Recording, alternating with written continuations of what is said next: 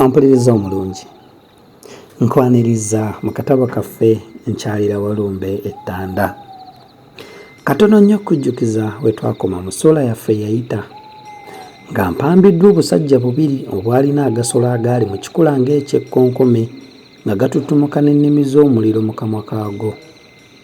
Bwe ntyo ne mbeera nga nsibiddwa ku gumu ku gusolo ogwo ne batandika okunkunguza nga bantwala gye simanyi. Nkwaniriza mu ssuula yaffe ey'okuna ntuusibwa ew'omutaka Lukuusi. Twatambulako wano na wali ne tulyoka tugoba ku kigo ky'omutaka Lukuusi.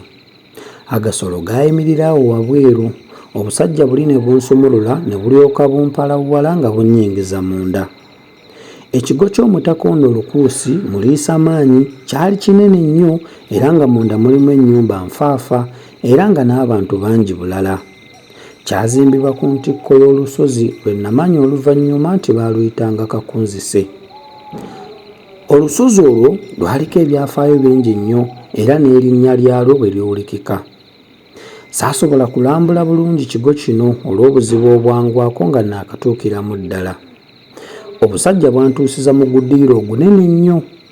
Awo we twasanga Kabwejungira ng'atudde mu gutebe gwe ogunene ogwakolebwa mu magumba. Twamusanga ali ku magengere gaamira.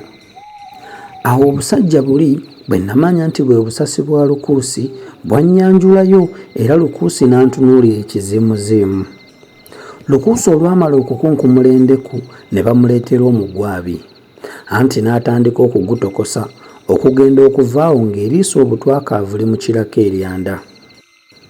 Omusajja ono nga yeewuunyisa. Yalina omutwe ng'obwekulungirivu gukirako ensuwa. Olubuto yaleranga lulere era bwe yayimukanga nga lwasooka okusitula. Yalina ensingo ng'ensikya y'embizzi edda ku bbali. Mu kibuno kye amannyo gaalimu ga lumaggamagga era ng'ayogera afunta olubuno ng'ekkovu eriri akatiko. Mu guddiiro guno twasangamu abantu nkuyanja, oba oli awo baali bazze kulamusa ku nnannyinimu. Lukuusi yalagira mangu okummwako enviiri era okutemya n'okuzibulanga omutwe kaweerette. Ekyo olwaggwa Lukuusi n'alyoka ambuuza n'eddoboozi ekkangufu ennyo nti, "Ovaawa ggwa akalambo?" Ne neetegereza ekyampisa akalambo nga nakyo sikiraba. Oluba lwe yakuba entebe kwe yali atudde ne yeekaaka, ne mpulira nga n'ebyenda byonna binkankana. Awo n'agaddamu gambulira ddala.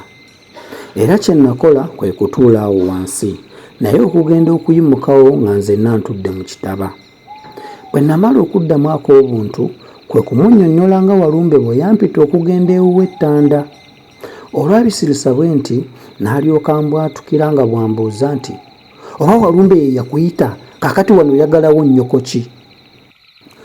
Olw'okubanga ekibuuzo kyali kijjudde obusirusiru era n'obutooletoole era eky'okuddamu kyambula. Yalaba ndi awo mumunyadde ng'ekkeressaata kwe kulagira akamu ku busajja bwe kanjokye oluyi. Akasajja ne kalyoka kambabika oluyi lwe ndifa ndojja. Lwansinzittusa ne luntomeza ekisenge. Ne ngwa wansi. Bwe nali ngezaako okuyimuka ne nzirawo. Mba nkyezzazzaamu olusajjasajja nnyimuka omulundi ogwokubiri ne kannyongera olulala.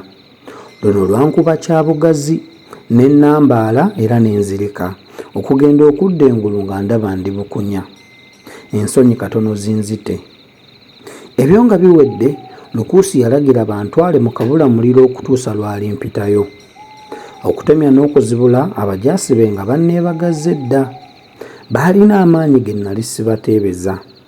Okugenda okunzisa wansi nga ndi mu nkomyo. Mu kkomera temwali kantu konna omuntu kw'ayinza okussa oluba. Lyonna lyali lujjudde ebiyinja ebikukunavu era ebisongovu. Ebisenge byalyo byakozesebwa agayinja aganene ennyo era nga bwe baggalawo munda mukwata beppoppopo. Kwaliko omulyango gumu era nga guggazibwa agaseke aganene. Bwe nabeeranga mu kkomera omwo nga tewali kintu kyonna kye nsobola kuwulira wadde oluyoogaano lwonna oba omuntu ayogera newankubadde nga mu kigo kya Lukuusi mwalimu abantu nfaafa. Ekiro kye nasooka okusuulamu nalaba nga asuzeemu omwaka omulamba. Amaziga gaajula okunzigwa mu kiwanga, so nno ne bwe nandikaabidde omwaka omulamba tewandibadde ansaasira. Ebiseera ebimu nafunangamu essuubi nti nga Walumbe bwe yampita, Lukuusa ali lwaddaaki nampa emirembe. Olunaku olwaddirira bandeetera akajuna ne neesuula ku magumba, era ne bandeetera ne kukookuzza eri omumwa ne neesuulako mu ttama. Emmere baagireetera ku lugali olwali luyoola kalimbwe, naye nno olw'okubanga ekyandi mu lubuto kyali kifumba mutuku, ebyo byonna saabifaako, natoola butoozi mmere nga ndya. Ampuliriza omulungi, nzikiriza tukomaawo olwakadde akatutwala yiriyiri. Nzikiriza tujja kutandikiraawo. Mukama bw'anaabakkiriza twongere okumanya biki ebyaddirira nga ndi ew'omutaka Lukuusi. Akuume atakumira mpeera.